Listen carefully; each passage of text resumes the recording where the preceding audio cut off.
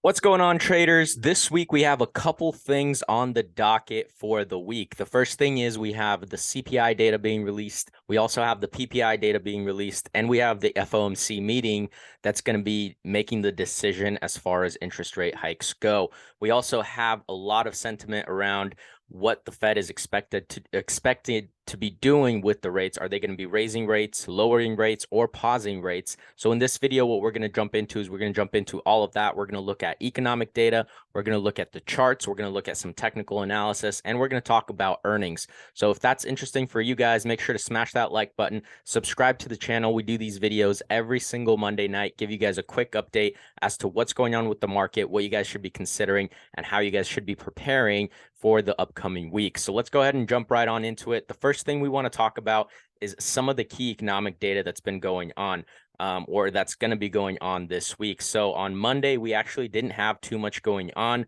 Nothing really worth mentioning. Tuesday, though, the 13th, we have core CPI, which is tomorrow, year over year, month over month. And then just regular CPI month over month and year over year. Those are going to be the big ones to pay attention to tomorrow on Tuesday. And then Wednesday, what we have going on is the PPI report for month over month and the year over year, as well as the crude oil inventories. So those are going to be the two big ones to pay attention to. We also have the FOMC meeting minutes going on for the month to be discussed as far as what goes on with the interest rates, right? So is the Fed going to be pausing rates? Is it going to be raising rates? Or is it going to be pausing rates? So currently the expectation is that we're going to be pausing rates. And that is primarily why we've seen such a massive price surge in the overall market. We're going to jump into that right after this. As you guys can see on the left here, we actually at the end of last week on Friday, and today on Monday, we actually saw the market recovering. We're going to talk a little bit about what we talked about last week and then dive into what we're expecting for this upcoming week when we're going to be doing some TA. But that's going to be a little bit later in the video. But again, FOMC expectation is that we see a pause. So if we do see a rate hike, we're actually going to probably see the market drop. If we see a pause, that's already priced into the market. So that's kind of what we're going to see happen in TA once we do that analysis. And then Thursday, what we have is core retail sales month over month, initial jobless claims, continuing jobless claims. We also have the Philadelphia Fed Manufacturing Index for the month of June. We have retail sales month over month. And that's pretty much it for Thursday. And then Friday, we just have some Fed speakers speaking. We had Fed Waller speaking, Bullard speaking, and that's pretty much it for Friday. So big week going on with economic data. The three big things to pay attention to would be CPI, PPI, and the FOMC decision on the interest rates going on going forward. So that's going on with the economic data. Let's go ahead and jump into some of the charts and talk about what we're expecting here.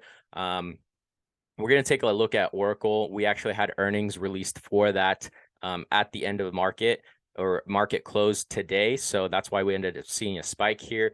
And that did kind of roll over into the overall market and help with that as well, along with the combination of, the Fed being expected to pause rates.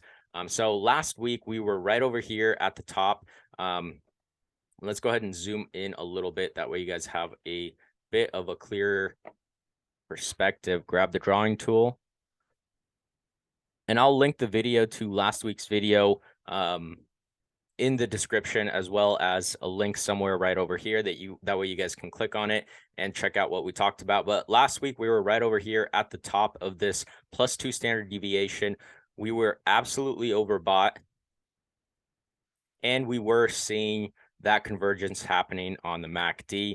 And that was all on the daily chart that we were looking at. And we were saying that we do expect the market to drop. That was actually what the title of the video was. And what we saw was just that. We saw a drop back down to this exponential moving average, this blue line. And then we ended up seeing the hype or the excitement around the Fed pausing rates kick in. And we actually saw a start of a new rally here at the end of the week. And then today that just got confirmed. And so we ended up seeing more upside. And we also saw Oracle beat earnings and expectations here. And so that actually tied into why we saw some more rallying going on today on Monday. But again, where we are is the plus two standard deviation, pretty much the same thing that we saw last week. And yet again, we are overbought. It does look like we are starting to kind of bounce and avoid that convergence here on the MACD on the daily chart. But again, we're going to have to really see how those decisions come in from the Fed. We're also going to have to see how CPI comes in and PPI comes in. So tomorrow is really when we're going to start seeing decisions being made in terms of how the market reacts. And the market's obviously going to react to data in very different and different ways, depending on your perspective or how you're trading. So you can't really predict as far as where the market's going to go. That's why we always say that you want to react instead of trying to predict. Even if CPI comes in pretty good, even if PPI comes in pretty good, the market could still drop, right? So you don't want to trade into this data. You want to trade right after you see the release of the data and how the market reacts, and trade in the trend, right? You don't want to be trading in anticipation of the trend continuing or changing, right? So that's what we're looking at here on the daily chart. Let's go ahead and take a little bit of a deeper dive into some of the technical analysis. That's on the daily chart. And again, plus two standard deviation, we are overbought. We are avoiding the convergence though. So we might still see some upside going on. Let me go ahead and zoom out a little bit. That way you guys can see where that next resistance level is. And that is at 370. And we're looking at QQQ, which is the NASDAQ. The SPY, which is the S&P 500, reacts very similarly to how the NASDAQ reacts, right? And how QQQ reacts. So we see a resistance right up here at 370. That next support level to the downside is at 336.97. It's that general zone. We also have a gap here that we do still need to fill. So keep those things in mind. But again, if we do continue to see a rally, that first level of resistance that I am anticipating to see is 370. And the first level of support to the downside would be 336, 337, that general zone. So jumping into a 4-hour time frame, we want to do a top-down analysis.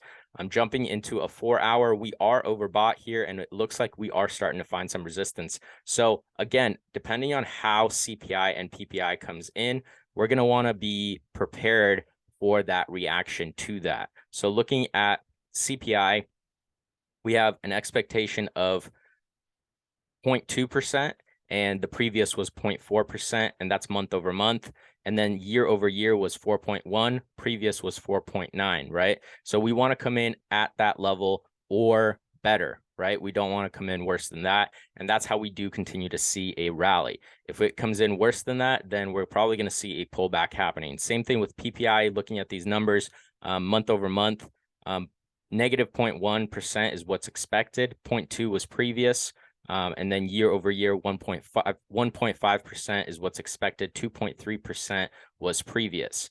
We already talked about expectations for the interest rate. 5.25% was previous, and they're expecting a pause. So, well, traders and investors are expecting a pause. So the expectation is 5.25%. If they do raise rates, again, that's going to be a negative reaction from the market, and we might continue to see a pullback. So take that all into consideration when looking at these resistance levels and these support levels and the technicals on the charts. In moments like this, you don't want to just solely rely on technical analysis. You want to take into account everything that's going on, the fundamentals and the technicals, right? So that's why we're going over all of that. So again, on the 4-hour chart on QQQ, what we're looking at here is a very similar setup to what's on the daily chart. We are approaching that resistance at 370 right up there. And we are overbought. Every time we've been overbought, what did we see? We saw a sell-off. So we were overbought right over here. We saw a sell-off happening. We were overbought right over here. What did we see?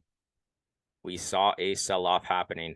So again, we are in that overbought territory. So what can we anticipate might happen is we might anticipate another sell-off happening. And so we haven't seen a change of color here on the MACD from green to purple, which does indicate to us that we still have some momentum to the upside. So that is why we are considering that 370 level as a potential resistance level, especially if the data comes in, better than expected or as expected, then we might see that resistance level at 370 actually get hit. But on the other side, if it does come in worse than expected, that drop is going to come pretty quick. So we're not here to predict to you what's going to happen. We're just here to give you the tools necessary to take into consideration to make a more informed decision. What we promote is reacting to the market, not predicting it. So we're going to wait for that data to get released and then see how the market's reacting and trade with that reaction. We're not going to try to trade into it and hope that we were right. We're going to trade after we see the reaction and then trade whatever the reaction is. So that's what we do encourage. And how we trade QQQ is we trade either SQQQ or TQQQ, which are inverse ETFs to QQQ. So if you guys need a little bit more of an understanding of how to trade that, we do have videos that were previously posted. So you guys can go through the channel and look through that. And we explain exactly how we do that. As far as, the decisions that we do make, the team does get notified every single time we do make a decision. And that is in the link down in the description below. So everybody that's in the team, in the server, they get an informative post as far as, hey, this is what we're trading right now, and this is why. And then everybody can really make their own decisions following that. So that is a quick analysis here on the 4-hour chart. We are overbought. We haven't seen that convergence happening on the MACD yet. So we are still staying patient to jump into that inverse SQQQ position in case we do see a sell-off. We aren't going long because we are so overbought. We don't want to be going long when we are this overbought on the 4-hour and the daily charts. So that's a quick analysis here on a 4-hour chart, and jumping into a analysis on a smaller time frame, which will be the last one that we talk about on this video, is going to be the 15-minute. And that's really kind of where I'm going to break down the specifics in terms of how we jump into these positions. So that first position, or the way we make these decisions, is we use this exponential moving average on the 15-minute chart or the 5-minute, depending on how you're trading. And obviously we were sticking above this. And since we aren't interested in a long position right now, we were staying out of TQQQ or SQQQ because we were trying to avoid jumping into a long position. We are preparing for a short. And if the data does go against us, then we're going to change our thesis moving forward.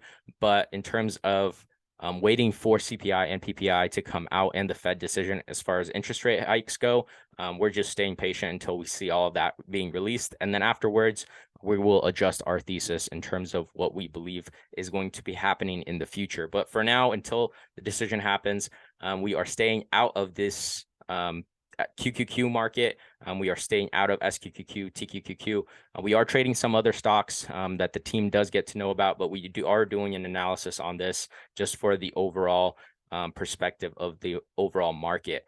So again, we were staying above the exponential moving average here. So if you guys were interested in trading, this run up here that we saw today and Friday and Thursday of last week, you would be trading TQQQ. And so the market was staying above this exponential moving average. Once we see a break below that, that's when we would be interested in SQQQ, the SQs. And as long as you're above this exponential moving average, you're staying to TQs. So that's kind of the game plan moving forward. And depending on how the market reacts tomorrow and on Thursday, we're going to be adjusting our thesis and going with the market with either of these, right? So if it does stay bullish and the data supports it, the economic data that's going to be released, then we're going to jump into TQQQ. If the data comes in worse than expected, the market starts dropping, we're going to jump into SQQQ. So that's a quick breakdown for you guys in terms of what's going on with the overall market, where we're at from technical analysis, where we're at from some of the economic data. And we did want to go over some of the earnings that are going to be released and have been released. So Oracle was a big one to pay attention to. As you guys can see, they did beat earnings here today after the market closed. And then at the end of the week on Thursday, we have Adobe. Those are the two that I'm really paying attention to. The rest I'm not very interested in. So Thursday after market closed, or closes, we're going to see Adobe reporting. And then today we obviously had Oracle report. They did really well, which helped the overall market, obviously, along with the sentiment around the market being, or the Fed pausing rates moving forward. So hopefully this was informative for you guys and helpful. If you guys enjoyed this video, make sure to smash that like button, subscribe to the channel if you guys are not already subscribed. For the rest of you, I will see you guys next week. And for our members, I'll see you guys in the trading floor tomorrow morning. Have a great week, guys.